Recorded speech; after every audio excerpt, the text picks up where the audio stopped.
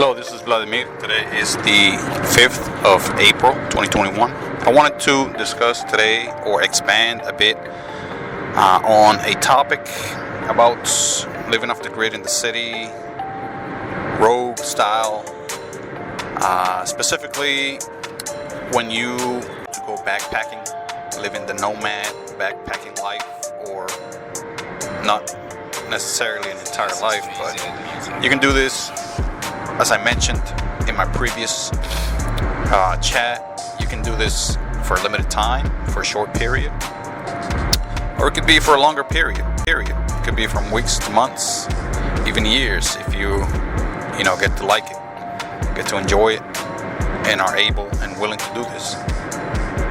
So first, backpacking, to again define it.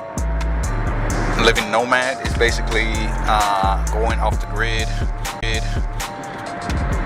almost entirely.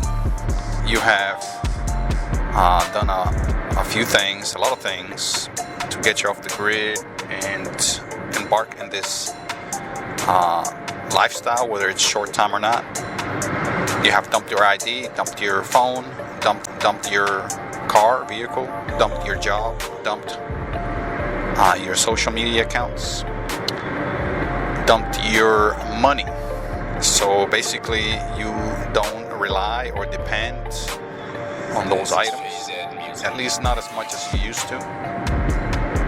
Very significantly curtail any of those or all of those. And you have decided to, let's say, embark in this journey. I believe this journey, if you were one of the ones to decide to do this, is quite rewarding in many ways. Yes, I know it is a life-changing event, a life-changing decision or journey that you will be embarking on. But it does have its many rewards. However, I must tell you that it also has its drawbacks, its inconveniences, even its maladies. You will sacrifice a whole lot when you go this route. A few things, just to mention a few of the advantages. You get to know a lot of places that you perhaps never knew before, and not only know these places, but know these places in a very up close and personal way, at a very low, down into the weeds, down to the ground level, in a way that almost no one can claim they know any one place. Yes, you can drive through a place and claim that you've been there.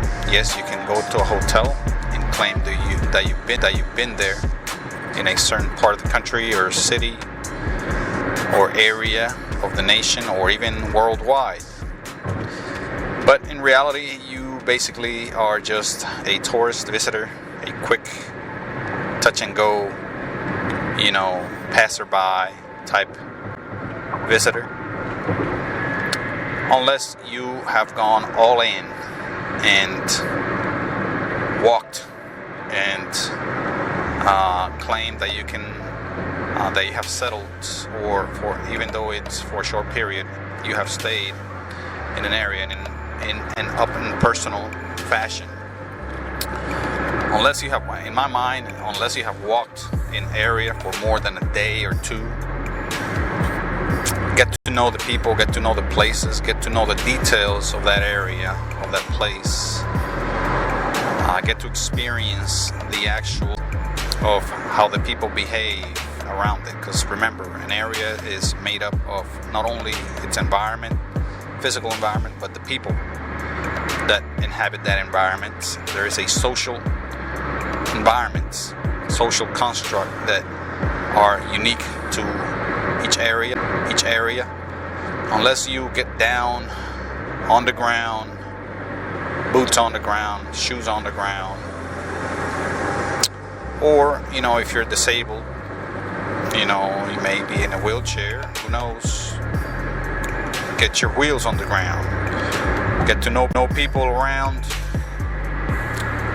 talk to people, not only at a restaurant or a hotel room or a hotel kitchen or dining area or lobby, but people in the street, people out in town, outside, even in their home or in their yard, in their porch.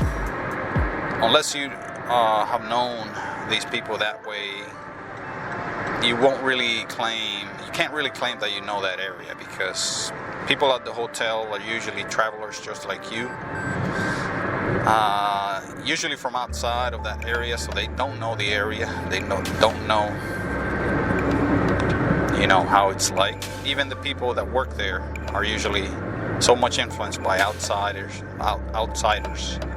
influence that is really, in my opinion, true sample of what the people in that area are like. And one or two people at the front counter of a hotel will not and cannot give you the true sense, the true spirit, the true culture of any one area.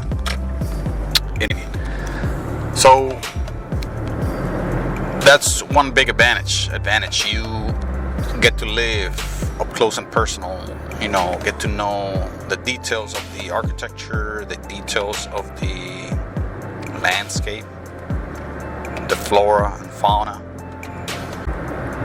You get to know the details of the, again, culture, the food, the people that work and live there. You may get to meet them at work. You may get to meet them in the street while they're on break, while they're at lunch. And that is a much more personal, much more thorough, much more wholesome experience that you may be able to claim. And with much respect, much pride. That's one advantage. Another advantage is that you get to learn from these experiences a lot. You get to learn what areas are what areas are like. You may want to decide to live in that area longer term, settle in that area because you like it so much, because you have learned about it, you have compared it with others. That's a third advantage. You can actually compare areas. Not like many of you that have lived in one or two, maybe three areas throughout a lifetime. That's all the reference you have. So you get to broaden your perspective, your experience, your views, your opinion about any one place, any one group of people living in any one place. So that is a huge advantage or plus that you may gain from backpacking, going the nomad way.